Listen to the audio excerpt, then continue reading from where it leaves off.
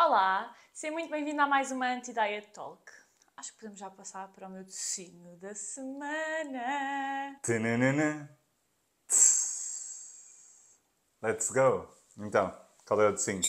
Hoje, eu tenho que admitir que este docinho foi Às 3 pancadas. literalmente. Eu vou só aqui mostrar que é uma tartelete de nata. Isto para mim é aquele doce que, imagina, eu gosto Satisfatório. quando não há pastel de nata, ou então, imagina, quando era pequena, e hoje ainda também, mas imagina, se quiser algo um bocadinho maior que o pastel de nata, a tartelete de nata é uma boa opção. Algo mais que? Um bocadinho maior, porque o pastel de nata, às Pois. vezes, tenho pena de ser tão pequenino. Peca por ser pequeno. Sim. Repara, eu olho para a tarte de nata, um bocadinho como aquela dinâmica quando vamos a um restaurante. É uma Coca-Cola, só tem Pepsi, pode ser. Sabes, eu acho que é um bocado por aí. De género, nunca me vou lembrar na vida de pedir tarte de nata. É um bocadinho aquela opção de não há o que eu quero, É só se porque me já lá apetecer o está. interior, já lá está, exatamente. É esse o conceito, é já lá está. E pronto, também é um bom conceito, não é? Sim. Comer porque já lá está. Fomos a uma É isso. pastelaria que já nos enganou uma vez. Ah, pois é. Só É que a esse foi... pastelaria do bombom, não é? É a pastelaria do bombom. De champanhe. Mas nós claramente não aprendemos e fomos lá novamente. Nós somos aquelas vítimas que vão ter que o criminoso pedir mais uma oportunidade. Pronto, também dizer que este bolo foi comprado ontem à noite, porque nós gravamos cedo de manhã, então Pois. a logística de comprar de manhã, e eu acho que isso também pode estar aqui a fazer, se bem que isto é para aí bolacha ou assim, não faz assim tanta diferença. Deixa eu ver. Bolacha que não é do dia. Se estiver exposta ao oxigênio, não é? Vamos lá ver. Senão está muito embolachado. Vamos lá partir e ver como é que isto se desenvolve. Digo-te já. Assim pelo aspecto se ele é fresco ou não. Vamos lá. Tchim, tchim. Espera aí. Olha, muito, muito fresco não é. Vá, que exagero, também não dá para saber Não, assim. apertas e não se mexe muito o interior, sabes? Está ali muito sedimentado. Tchim, tchim. Tchim, tchim.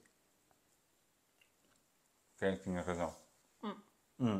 Lavei os dentes há bocado. Também estou assim com, sabes? Um bocadinho de nata com mentol, está a ser um bocado estranho. Opa, imagina, é tarte de nata. Esta parte de baixo, como não é massa folhada como o pastel de nata, é sempre um bocado mais, tipo, não é seco. É seco, Triste.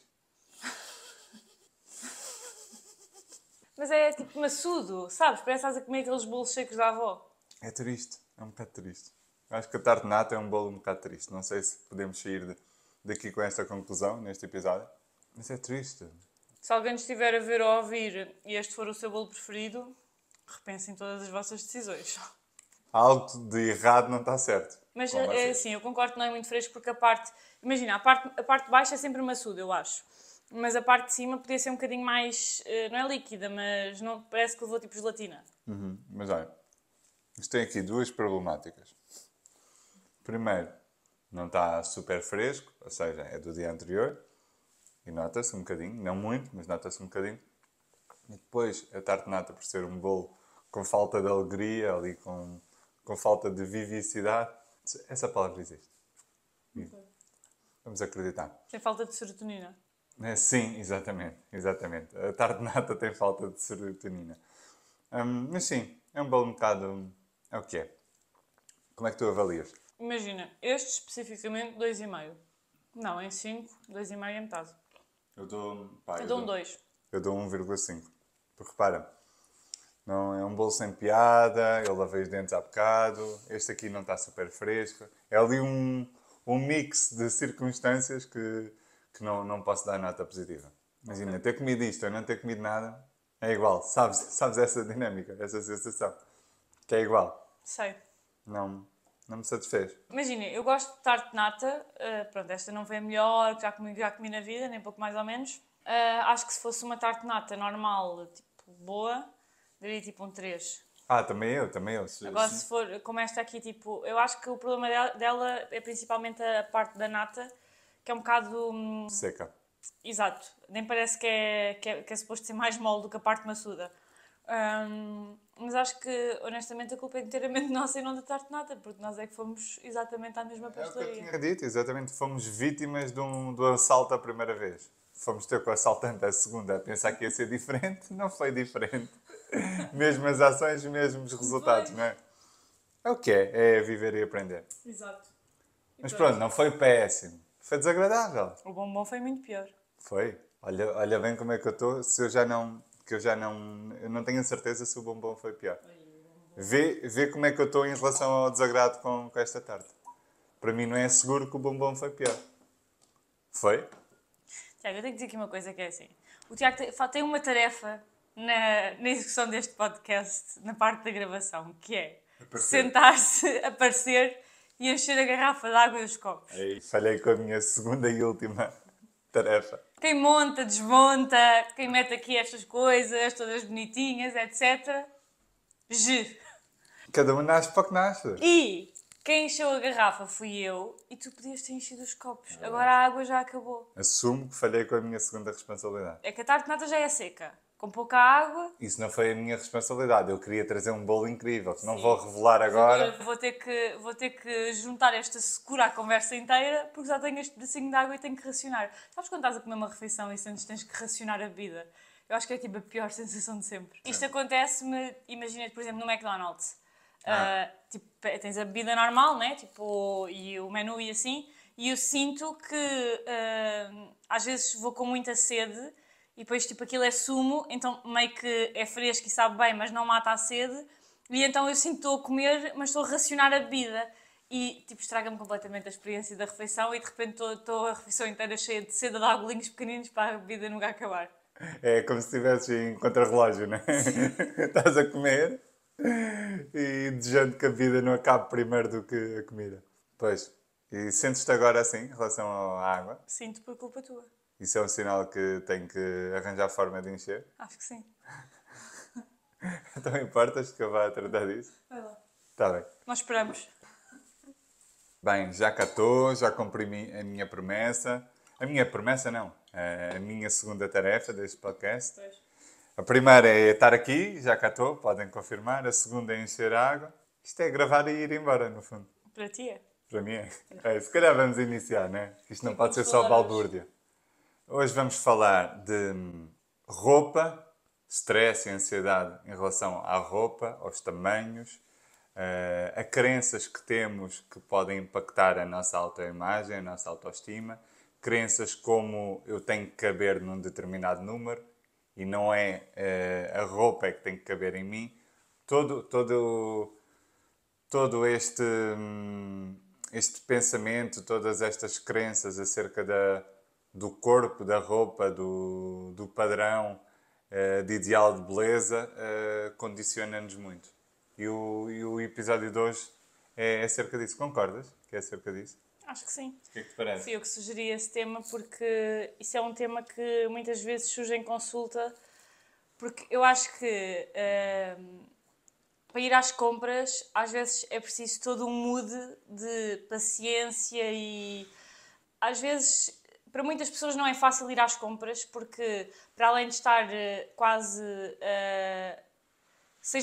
às vezes é um reviver de memórias antigas, de estar constantemente a experimentar desculpa, é que estão rajadas de 120 km/h de vento lá fora e não faço ideia se vai ouvir ou não, espero que não, mas também se ouvir, é pronto, vida real. E o que eu estava a dizer é que às vezes é um reviver de memórias do passado, de tu teres ido constantemente a lojas e a roupa não servir ou não encontrar os tamanhos, e então para muitas pessoas não é o ir às compras, aquela ideia muito romântica que se vê nos filmes, etc., que as mulheres adoram ir às compras, etc., para muitas mulheres não é assim que funciona e é, na verdade, um stress gigante ter que ir às compras e comprar roupa. Certo. E isto acontece muito por causa desta crença, não é? De acharmos que temos que caber num determinado tamanho. Acho que acontece principalmente por tu ires às compras. Sim. Ia dizer outra coisa, mas sim, eu acho que primeiramente isso, porque muitas vezes tu até encontras o teu tamanho, mas meteste na cabeça ou tu realmente já vestiste um determinado número e chega a determinada altura que tens que aumentar de número por alguma razão, que não necessariamente é o facto de teres ganho peso, mas também pode ser o caso. E o peso que aumentar de número tem na nossa cabeça, enquanto mulheres, se calhar nos homens também, mas eu acho que as mulheres acaba por ter um peso muito maior devido à... Tem uma pressão estética superior ao homem. É quase como se fosse o fim do mundo e às vezes tenho a certeza que já aconteceu a várias pessoas nem quererem levar porque se recusam agora a vestir um novo número, percebes? Porque o número que eu visto é X e nós temos muito este tipo de comunicação. Eu visto X. É a identidade, quase, não é? Exato. Eu visto X, eu sou isto. Eu sou isto, Ou seja, exatamente. se eu, com o passar do tempo, e não é só com o passar do tempo, porque o tópico seguinte se calhar até vai ter aí, mas se o que eu visto normalmente se altera, é como se eu estivesse a sair da minha identidade. É como se a minha autoimagem e a minha autoestima mudasse. Porque eu já não sou quem eu era. Como isto está associado ao ser, facilmente essa dinâmica acontece. Outra problemática bem maior do que esta questão de associarmos à identidade é considerarmos, e eu tenho a certeza que a maior parte das pessoas não sabe disto, não digo do nosso público, mas da sociedade no geral, que é o número que vem na etiqueta das roupas não é uniforme. Ou seja, um determinado tamanho não tem as mesmas medidas. Ou seja, um 46 não é igual ao 46 de uma marca diferente ou ao 46 da mesma marca numa linha de roupa diferente. É a linha, não é? Que se diz? Ou não? Uma marca pode ter várias linhas para determinados públicos. Eu acho que não é linha, mas agora não estou a É a lembrar. linha, ia dizer gama, mas gama é dos carros. Modelo. É modelo. Mas eu acho que não é modelo. Mas não importa, as pessoas entendem. Linhas, modelos, o que seja. Gamas. Então, os tamanhos não são uniformes. Há uma adulteração dos tamanhos. E as pessoas acreditam que se vestem determinado número e depois vão a uma linha diferente ou a uma marca diferente e não cabem naquele número, acreditam que é acerca delas. E muitas das vezes o tamanho não corresponde às mesmas medidas. Então a pessoa está a achar que já não cabe naquele número e, se for preciso, fica frustrada o dia inteiro, quando na verdade não tem nada a ver com isso. Há uma adulteração dos tamanhos. Eu não sei se te lembro, eu acho que não estavas comigo nesse dia, mas há uns meses, ou se calhar já passou um ano, eu fiz umas histórias no Instagram porque eu fui a uma loja do grupo Inditex, foi à Zara, comprar calças. Lembras-te dessa história? Eu vou contar no Instagram, não interessa. Mas vou contar agora que, no fundo, eu fui à Zara, fui aos saltos e trouxe... Pronto, agarrei em vários pares de calças e dentro do mesmo modelo de calças levei 2 números quando havia para ver qual é que ficava melhor. E aconteceu nessa vez que eu fui à Zara uma coisa que nunca me tinha acontecido e acho que, entretanto, não aconteceu mais, que foi eu vestir 2 números que eu lembro-me que na altura era o número que eu vestia habitualmente e um número superior, e o número superior não me servia e o número que eu visto habitualmente servia-me. Ou seja, o número que era maior, na verdade, era mais pequeno do que o número que eu tinha. Sim. Então, imagina, para muita gente, se calhar só levar o número superior e não caber, as pessoas já iam pensar: oh meu Deus, eu já nem viste este, eu viste 2 acima do meu, e de repente é só um modelo específico que tem aquelas medidas. E por acaso na altura a tua mãe até me disse, porque ela trabalha com têxteis, não sei se é têxteis que se diz. A indústria têxtil. Pronto. E ela até me disse que devia ter sido um erro de fabrico ou produção, não sei. E nós nunca ponderamos essa hipótese. É logo, eu já não cabe neste tamanho, e é logo um choque gigante de eu ter que aumentar ainda para o tamanho de cima. E pronto, existem mais possibilidades do que não só o facto de termos ganho peso. E mesmo para quem tenha ganho peso e de facto tenha que vestir um número maior porque ganhou peso, eu acho que também é preciso desconstruir o peso que estes números têm na nossa vida, porque é só um número de roupa que não diz nada sobre nós, e também existe cada vez mais, eu sinto, uma tendência para diminuir o tamanho da roupa. Ou seja, e isto também eu tive a investigar um bocadinho antes de nós fazermos este podcast, e também encontrei algumas referências que falavam sobre o facto de a indústria da moda ser muito afetada pela cultura da dieta, no sentido em que a cultura da dieta, obviamente, de todas as formas e feitios, vende-nos soluções para perder peso, para emagrecer, e não existe um real interesse desta indústria do emagrecimento em que tu te sintas bem no teu corpo e tenhas roupas giras para vestir e te sintas confortável, apesar de teres um corpo gordo ou um corpo maior. E a razão é lógica, não é? Exato, Então poderem repara, vender. se tu já não te sentes desconfortável, se a dor não está tão intensificada, como é que vais ser uma presa para eu te vender as soluções, não é? Se não existe dor, a resistência à compra é muito maior, não é? De um produto, de uma cirurgia, do que for, não é? E quando eu estava a ler um bocadinho mais sobre isto, eu vi que havia a indústria da moda é diretamente afetada a nível de, por exemplo, não haver tantos tamanhos disponíveis. Por exemplo, imagina na Zara, muitas vezes eles têm tamanhos até ao 46, do que eu sei, mas muitas vezes os tamanhos maiores não estão disponíveis em loja. Tens que ou encomendar online, ou tens que ir pedir ao funcionário, e isto são coisas que, não sei se é o caso da Zara especificamente, eu, pronto, como tu sabes, eu costumo ir muitas vezes à Zara, mas existem obviamente outras marcas, é só um exemplo, mas pelo que eu li, esta indústria da moda e este tipo de ações, isto é no fundo uma consequência da indústria do emagrecimento, que muitas vezes não são a mesma indústria, não são as pessoas que estão a ganhar dinheiro por trás não são as mesmas. E a indústria da moda, no fundo, o interesse máximo deveria ser só vender e pronto, porque não são cadeias que vendem o mesmo serviço, percebes? Ou o mesmo produto.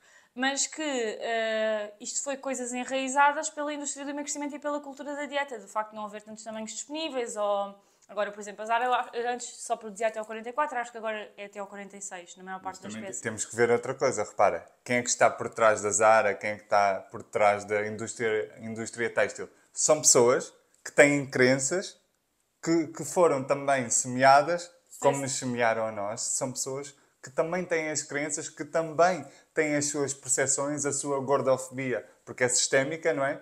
Ou seja, no fundo, também são seres humanos que foram afetados por essa cultura. E muitas vezes até pode ser o caso, não sei se é ou não, mas até pode ser o caso de serem grupos que estão por trás destas lojas maiores de fast fashion que também lucram com a indústria do emagrecimento, porque geralmente este tipo de grupos não está por trás apenas de um setor, está por trás de vários.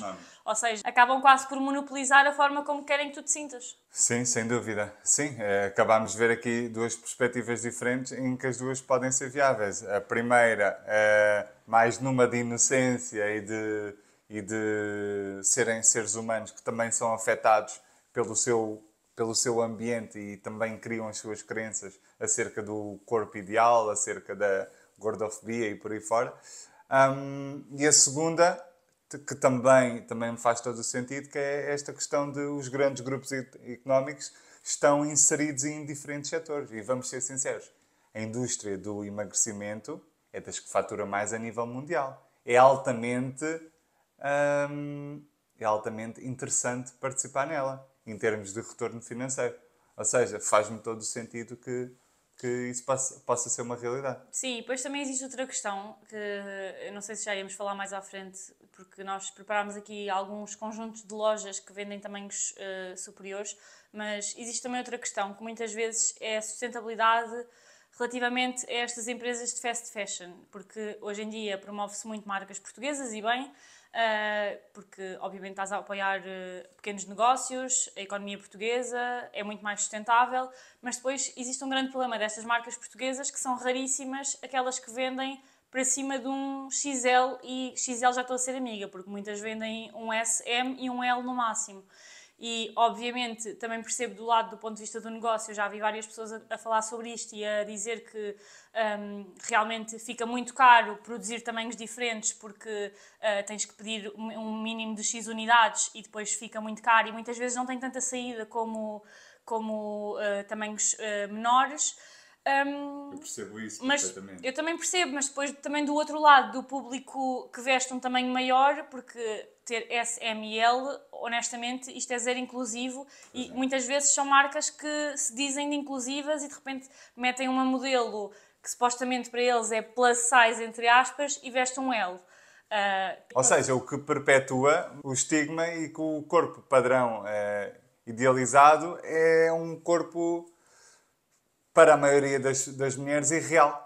no sentido de ser possível. Sim. Não é? É um corpo muito magro, é quase impossível de atingir para a maior parte das pessoas. E eu estava a dizer isto porque existem muitas lojas, aliás, eu diria que a maior parte das lojas que nós encontramos e que pedimos inclusive ajuda à Catarina Cruz para nos dar estas sugestões de lojas, são lojas de fast fashion que produzem na China, etc., com todos os problemas que já se sabe. E que, obviamente, isso é um problema, mas depois também temos do outro lado que não existe uma solução para este problema, porque se tu não fores às fast fashion, também não encontras em marcas Sim, lá mais... está. Às vezes é preciso perceber que as coisas têm os dois lados da moeda. Exato. Ok, o trabalho escravo na China é um problema. É um problema muito grave. Mas as pessoas sentirem-se inadequadas, sentirem que não se encaixam na sociedade por não terem o que vestir, também é um problema. E a solução não é só, não compras nessa loja e pronto, porque se eu não Não compro compro nessa igual. loja... Exatamente, ou seja, não existe aqui uma solução apenas de um dos lados, tem que existir soluções de ambos os lados e principalmente da parte de marcas de fazer esse esforço, muitas vezes financeiro, e de ter mais opções. E eu acho que é por acaso, claro que já existem algumas marcas que vendem em tamanhos um bocadinho superiores, mas é uma lacuna gigante no mercado e que eu acho que se alguém desse lado quiser investir no negócio, eu acho que este negócio teria sucesso. Outra coisa em relação a isto é que eu sinto que muitas vezes, e por exemplo, uma loja, não sei se é uma loja que temos aí ou não, mas uma loja que eu sei que vende tamanhos superiores, maiores, é a C&A. E eu sinto que, por exemplo, a C&A é uma loja que eu não entro, sei lá, Há anos, não é? desde que eu tinha 8 anos e era obrigada pela minha mãe. Eu também não. Mas porquê? Porque eu sempre senti que a C&A, a roupa com tamanhos maiores, é toda feita para esconder. Então, de repente, eu não sei se tens esta ideia, mas se calhar como não entras há anos e também não ia nos... Não é uma loja que eu entro, não é Mas, muito o meu estilo. no fundo, imagina, as roupas giras e com coisas da moda, etc., que, por exemplo, as lojas que nós vamos dar aí à frente são lojas que têm as várias peças, todos os tamanhos. Mas a C&A, de repente, tem números maiores, mas parece que é sempre na perspectiva de és gorda, por isso tu queres te esconder, por isso vais usar roupas horríveis, percebes? Então também não tem...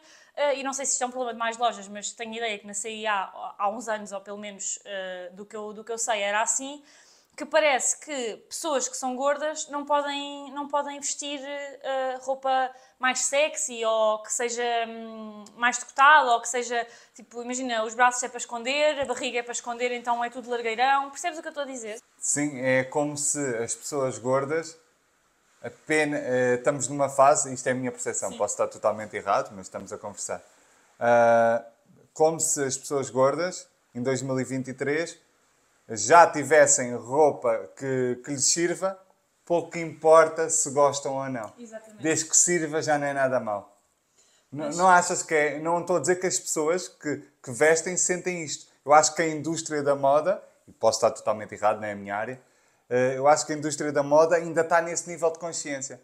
Que é do género, olha, está aí roupa, dá para te tapares, para te esconderes de alguma forma, mas ainda não está a olhar para estas mulheres da mesma forma que olham para as outras no sentido de fazer roupa que seja cool, que as pessoas gostem de usar, que façam sentir bonita, que ajude também na autovalorização pessoal, né, da pessoa, que a pessoa se sinta com ânimo de olha que fixe, as minhas calças ou o meu vestido ou o que seja. Sim, eu concordo. Não sei se é geral, ou seja, eu sinto que, por exemplo, lojas online já não sinto que seja assim, principalmente de fora, já não sinto que seja assim, sinto que existe roupa gira e cool, e lá está, e que tem o objetivo de fazer sentir bonita para todos os tamanhos, mas sinto que, por exemplo, no caso da C&A, e perdoem-me... Parece uma má publicidade. Exato, mas não é. Mas não é por mal. E nem sequer sei se ainda se mantém assim, porque lá está, é uma loja que eu não entro há muito tempo. Mas era a ideia que eu tinha e tenho a certeza que existem mais lojas que têm este tipo de... Nem sei se é comunicação, mas de venda. E tocaste aí num ponto muito interessante, que é o servir é diferente de gostar. E para pessoas que... e eu já senti isto, que é pessoas que vestem tamanhos maiores... Muitas vezes tu precisas de aprender qual é o teu estilo e que o teu estilo não basta servir para ser o teu estilo.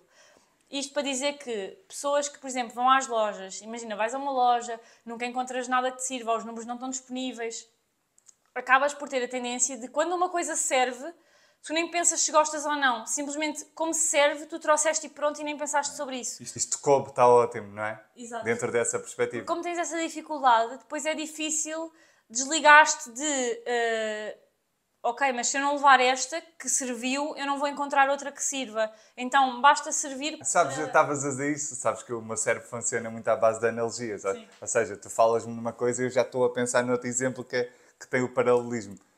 Estavas a dizer isso, eu estava-me a lembrar, por exemplo, no tempo dos nossos avós, que é do género. Havia uma sardinha para 6.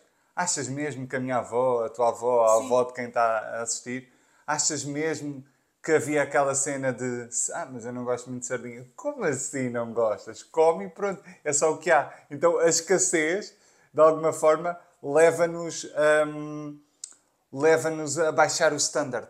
Do género, quero saber se gosto de sardinha ou não. Só tenho uma e tenho de dividir com os meus irmãos todos. Quero lá saber se gosto dessa saia ou não. Foi a única que tinha o meu tamanho.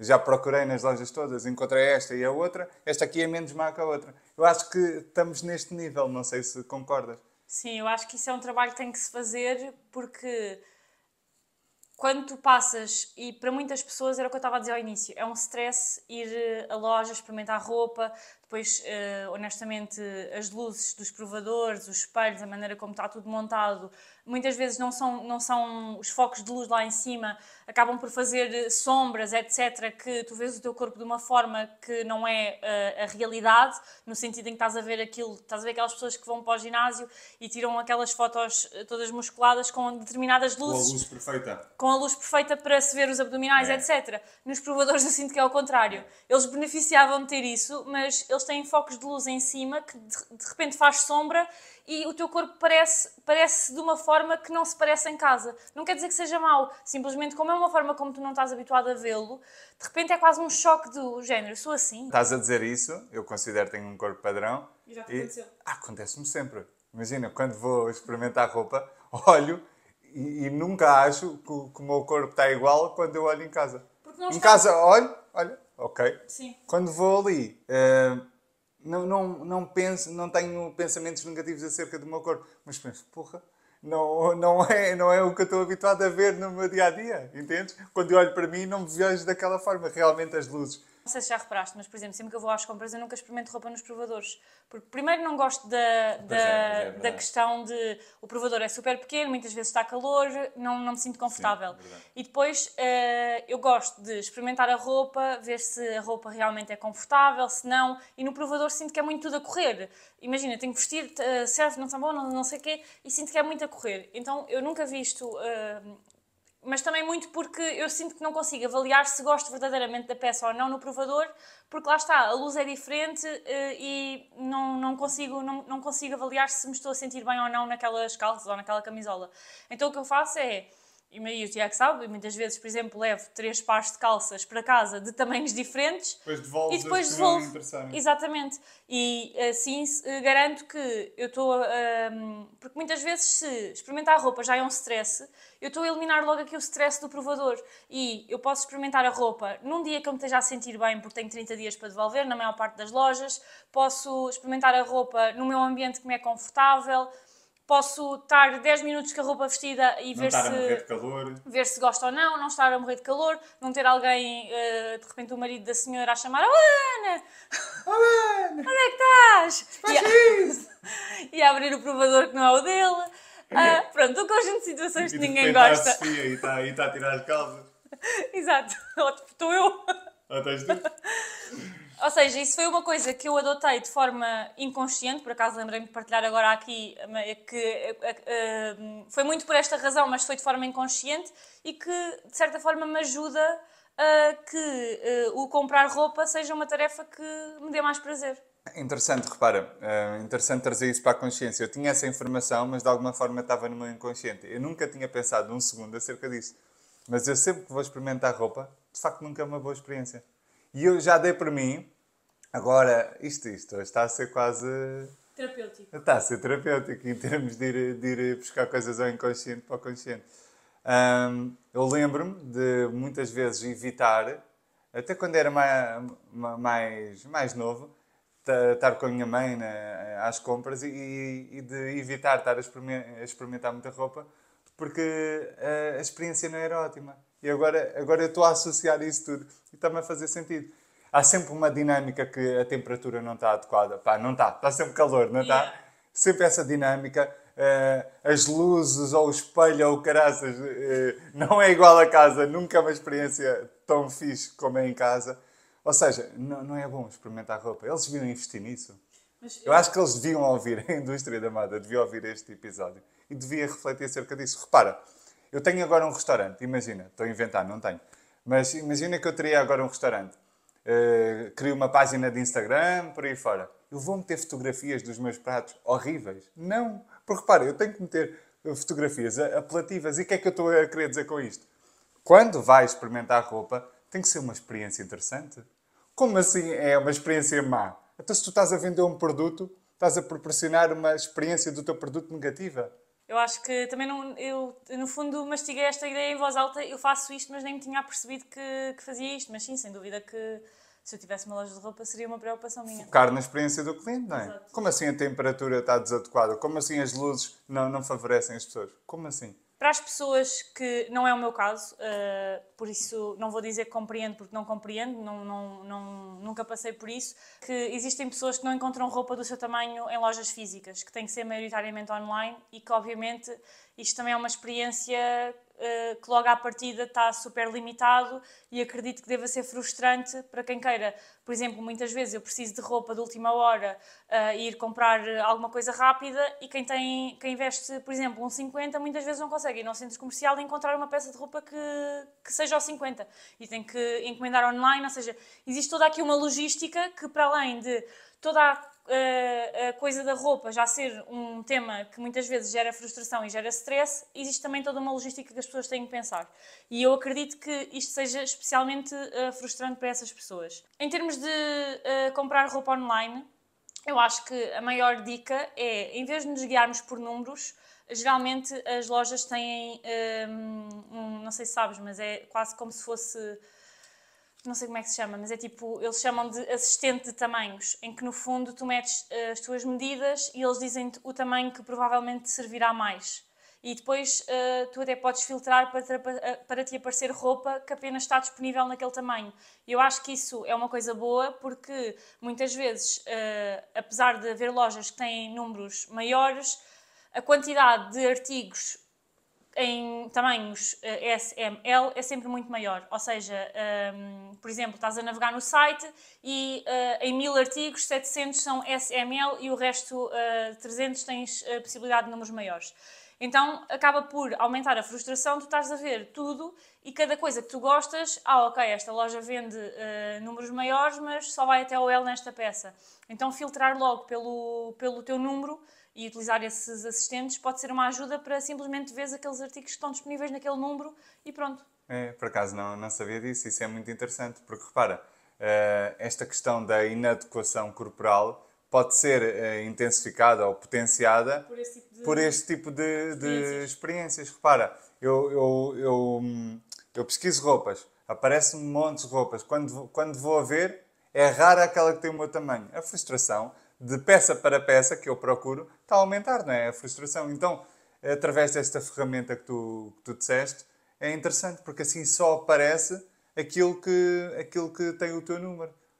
Diminuis aqui muito a frustração e o sentimento de inadequação. Sim. É interessante, é? Sim, Não conhecia. sem dúvida. Então nós temos aqui algumas... Olha, o que é que eu sugiro aqui? Que nós, nesta parte que vais introduzir agora das marcas de roupa, as sugestões plus size, que é, dizemos as 15, vamos dar 15 sugestões diferentes, dizemos aqui uma por uma e depois na descrição do episódio deixamos em termos de segmentos. Por exemplo, online, presencial, número X, por exemplo. E assim as pessoas conseguem ver a descrição e irem diretamente às marcas que têm os seus tamanhos. O que é que achas? Sim. Então acho que posso dizer rapidamente. Esta lista foi criada, como eu disse, com a ajuda da Catarina Corujo e nós já tínhamos, foi o Tiago que já tinha, foi o Tiago que fez a lista, mas depois adicionou aqui com a ajuda da Catarina e tu já tinhas algumas e depois acrescentaste as que ela tinha dito. E no fundo, que se vende em loja online, números mais de 48, H&M Plus, Shein, ASUS, About You, a Levi's e a Salsa. Penso que ela também tinha dito, não está aqui. E a La Redoute. Depois, 46, às vezes 48, a Code, a Zara, ela também disse, mas eu tenho quase a certeza que a Zara só vai até ao 46, pelo menos é a ideia que eu tenho. A Kiabi e a Violeta, que é a gama da Mango Plus Size. E depois, em loja física, mais de 48, a Decathlon, a Primark, Boutique da Teresa... Com Z. Com Z. Sim. E a CIA. Pronto, e era isto que tínhamos por hoje. E temos uma novidade, que vão saber agora em primeiríssima mão, até porque, pronto, a única possibilidade de saberem esta novidade é ouvir o podcast. Que é, eu não estava satisfeita com a tolice da semana ou da cultura da dieta. Começa pelo início. Começámos por ter a cultura da dieta. Tínhamos uma rúbrica ao final do episódio que era a tolice da cultura da dieta, que eu adoro a dinâmica e acho super interessante, que no fundo era trazer uma parvoíce da cultura da dieta, imagina notícias que saiam, etc. Só que começou a ser demasiado exigente do ponto de vista que nem todas as semanas, obviamente, saem de notícias, nós tínhamos que andar à procura. Desgastante para nós. Exato, às vezes tínhamos tudo preparado e só não tínhamos essa parte e acabava por ser um bocado chato. Então transformámos a rúbrica na tolice da semana, em que no fundo trazíamos insights nossos ou que vocês nos enviavam, etc. De coisas que víamos na sociedade, pensamentos que tínhamos, de coisas que ouvíamos e trazíamos aqui uma ressignificação ou uma nova forma de olhar para isso, um posicionamento nosso, etc. Exato. Só que depois percebemos que não faz sentido ser tolice da semana. Sim, eu não estava satisfeita com esse nome porque eu acho que não representava... quisemos transformar por causa do nome inicial, mas eu acho que não representava exatamente aquilo que nós estávamos a fazer e, portanto, como vocês sabem que o nosso podcast e o nosso trabalho envolve muito desenvolvimento pessoal, nós achámos que seria boa ideia alterar o nome para Insight da Semana. E esta decisão foi tomada há bocado, enquanto estávamos a tomar o pequeno almoço. Nós somos assim, decisões rápidas, vertiginosas. Exato. E o Tiago, quando nós estávamos a falar sobre isto, ele disse, bem, nós já mudámos de nome imensas vezes. E o insight da semana está relacionado exatamente com a conversa que tivemos há bocado, porque eu disse-lhe, pois Tiago, só quem está em movimento é que consegue alterar as coisas, é que consegue evoluir. E o insight é exatamente esse, é que nós muitas vezes queremos começar de forma perfeita e queremos... por exemplo, em relação ao podcast, nós não somos muito assim de querer começar de forma perfeita, mas imaginando que somos, queres controlar tudo, começar de forma perfeita e não começas. E depois quando vais para o terreno e colocas em prática, tu vês que não resulta porque colocaste em prática. Enquanto estás só no papel, na teoria, por vezes estás a adiar começar uma coisa na prática para ficar o melhor possível, o mais perfeito possível, e nunca vai ficar, porque só quando tu meteres os pés no terreno e quando meteres as mãos na massa é que tu vais perceber que há coisas que resultam, há coisas que não resultam, e isto aplica-se a tudo na nossa vida. Nós não podemos querer começar nada de forma perfeita sem meter realmente as mãos na massa, porque a meter as mãos na massa é que nós vamos perceber o que é que resulta, o que é que não resulta, o que é um problema, o que é que não é, o que é que está a correr super bem, o que é que está a correr super mal e tem que ser alterado. Exatamente. De forma perfeita nunca vamos conseguir estar em uma área da nossa vida, né? Somos seres imperfeitos, logo, por consequência, faremos coisas imperfeitas. Mas tu só... Oi? Desastre número 600. Tu só saberás quais é que são os próximos passos, o que é que resulta, o que é que não resulta, qual é que é o caminho, quando dás o primeiro passo. É que muitas das vezes eu vejo isso, até nas consultas, as pessoas falam connosco, querem avançar para as consultas, mas têm aquela resistência, não é o timing, não é o momento, vou esperar X, vou esperar Y. Esse momento nunca vai chegar. Esse momento perfeito no nosso imaginário, onde nós vamos começar um processo de crescimento pessoal, vamos fazer isto, vamos fazer aquilo, vamos começar uma atividade física nova. Essas condições perfeitas nunca vão existir. Então, é exatamente isso. Temos que dar o primeiro passo. Depois, há uma frase que até é acerca disso, que é qualquer coisa dentro desse género. Dá o primeiro passo, que depois Deus ou o universo dá-te o chão, não é? Qualquer coisa, ou dá-te o caminho, ou não me recordo bem. Mas é exatamente isso. Se tu não deres o primeiro passo, tu não vais ver novos horizontes. Enquanto tu estás na não execução, tu não consegues ver o caminho que está para além. Seja na área profissional, seja num processo de consultas de terapia nutricional, seja num processo psicoterapêutico, com psicólogo, o que seja, em tudo. Se tu não dás o primeiro passo, tu não vais perceber o que é que resulta para ti, qual é a direção. Porque às vezes é preciso dar um passo para depois dar dois atrás e dizer, olha, aqui eu já percebi que não é para mim. Por exemplo, em relação às dietas, não é? Sim.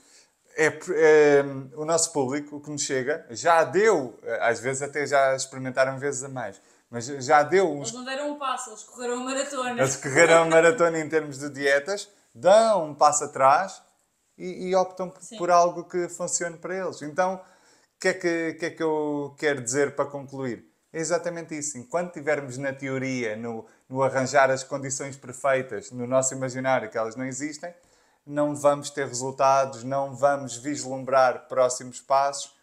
Porque repara, se nós nunca tivéssemos começado este podcast, agora, esta rúbrica Insight da Semana, não existia. Porque eu não conseguia ter o discernimento, nem tu, de não, tolice da cultura da dieta não vai resultar, porque depois chega ali uma altura que não vamos arranjar temas, então temos que forçar temas e isso vai ficar mal e nós não queremos fazer isso porque do outro lado também se percebe que, olha, eles tiveram que falar de qualquer coisa. E não é essa a intenção. Queremos acrescentar valor. Então, mas foi esse, entre aspas, erro de escolha do como é que se chama? Da rúbrica que permitiu chegar a um lugar melhor. Ou seja, dar o primeiro passo e depois chegaremos a um lugar melhor. Percebemos o horizonte, a direção, o caminho. Sem dúvida. Então é acabar dessa forma. Se não dermos o primeiro passo, não descobriremos o caminho. Continuamos com o nevoeiro à frente, sem perceber o que é que temos de fazer, para onde temos que ir. Porquê? Porque não demos o primeiro passo. Não executamos na prática. Estamos no campo da teoria, dos cenários perfeitos e do um dia faço. Esse dia nunca vai chegar. Exato. É exatamente isso. Espero que tenham gostado deste episódio. Vemo-nos na próxima quinta-feira às 19 horas e não se esqueçam de seguir o nosso podcast no YouTube, Spotify e Apple Podcasts.